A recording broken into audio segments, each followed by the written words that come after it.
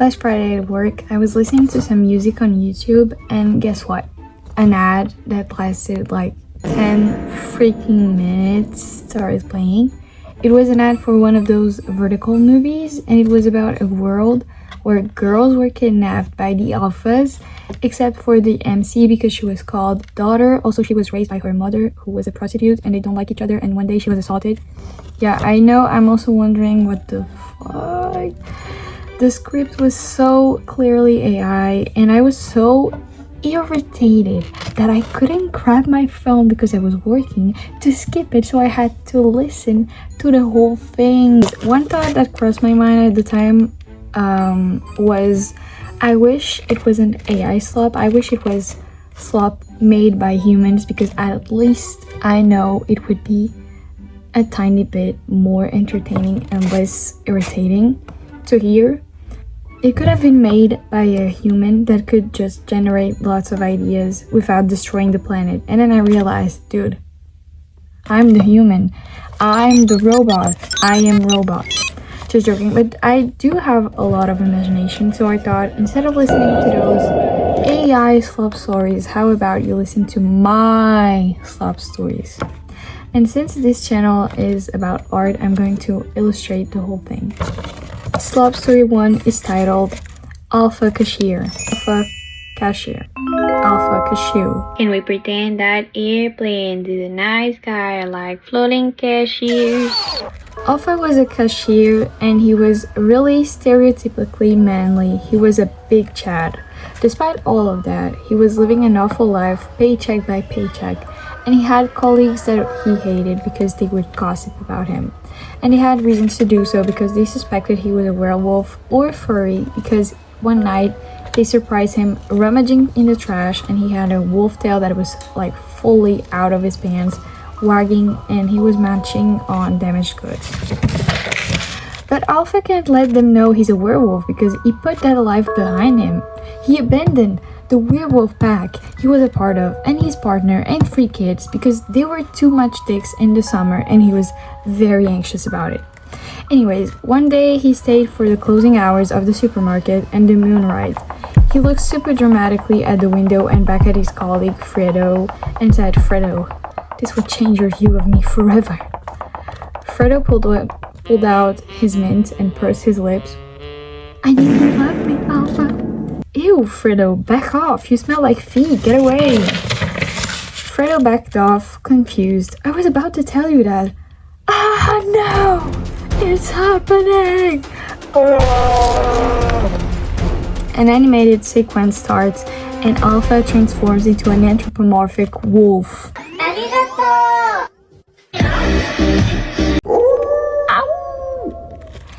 What the hell? Freddo approached to touch his fur. "You turned into a Segui, Alpha!" Alpha vomited and started convulsing on the ground.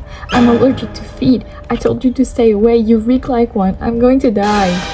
Freddo rummaged through Alpha's belongings to find an EpiPen, but alas, he died. Freddo took a pic, laying on Alpha's chest to make it look like they were a couple. Later on, he went to court to grab a heritage, claiming to the werewolf pack's lawyers that they were secretly lovers, but couldn't say a thing to not get in trouble at work. Turns out the pack had kept his old bank account from when he was a CEO, and now Freddo lives in a mansion. The end. Slop story 2 is titled Fruit Love Story. In a fridge lived a strawberry and a blueberry that loved each other but didn't want what the future had in store for them. Blueberry had to be blended in a smoothie and strawberry eaten on a yogurt bowl this very morning. So overnight they grew eyes and a mouth and vocal cords and held each other's hands that they also grew for dramatic effect as they waited for the humans to open the fridge. "Strawberry, I hope they will hear our plea and let us be blended together." "Don't worry, Blue-Bee-Doo-Bee, I'll protect you," said the strawberry. At 7:15 the fridge opened and they yelled, "Don't eat us!" The human shrieked before pounding Strawberry with his fist. Blueberry fainted on the side of her lover's corpse, and when she opened her eyes again, she was alone in the fridge, alone and heartbroken. How could they?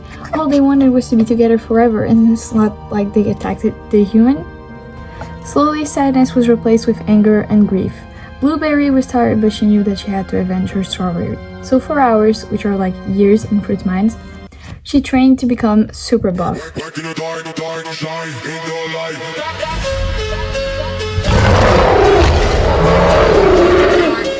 She found a way to slow down rotting and grew hair also. Feeding on the fridge's humidity and the dirt on some vegetables, she doubled in size. But she knew even hotness wasn't enough. She needed an army. She helped other fruits become conscious and become buff too. Finally, the D-Day came. The human opened up the fridge again, Blueberry gave the green light, and they all marched towards the light. The human didn't even see them. They put a heavy glass container right where they were all killing the fruits. Blueberry looked at the ground and teared up. She was being killed right where Strawberry was assassinated. What a cruel world. But at least she found solace in the fact that some part of Strawberry was with her while she died. R.I.P. Blueberry. A minute of silence.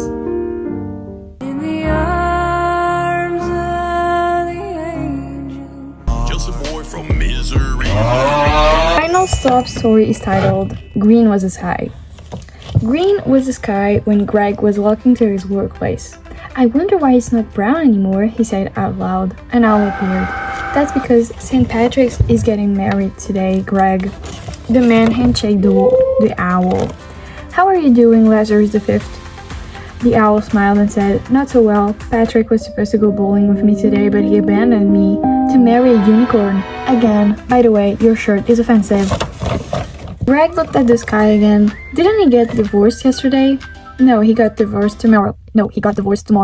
I know because I jumped the timeline to see if I had the correct lottery numbers. The owl got jumped by a police officer. Freeze! What did I do? Greg started crying and called the police. The police officer answered, yes, I'm the police. Please release my friend. The police backed off. Sorry, I love chickpeas and you kind of smell like it. The owl got up. It's not chickpeas, it's sweat. I get so nervous when Patrick gets married. Greg looked at Lazarus. Lazarus, are you jealous? The police officer rubbed his back. Come on, buddy, don't be shy. Tell us. The owl stared blankly ahead. I confess, I love Patrick and I think he loves me, but wait. Alright, let's see if you guys remember this song. DK, Donkey Kong. I confess, I love Patrick and I think he loves me too, but I think he doesn't want to date me. Because you're an owl? Greg asked. No? Why would you think that? No, it's because of my gambling addiction. The police officer was touched. My wife left me for the same addiction and I regret it every day. This should not get in between your love for each other. He opened the door to his car. Come on, we must stop the wedding. The free man got into the car and drove to the wedding. Unfortunately, the cop crashed his car in a McDonald's before they got to the chapel. The end. In the arms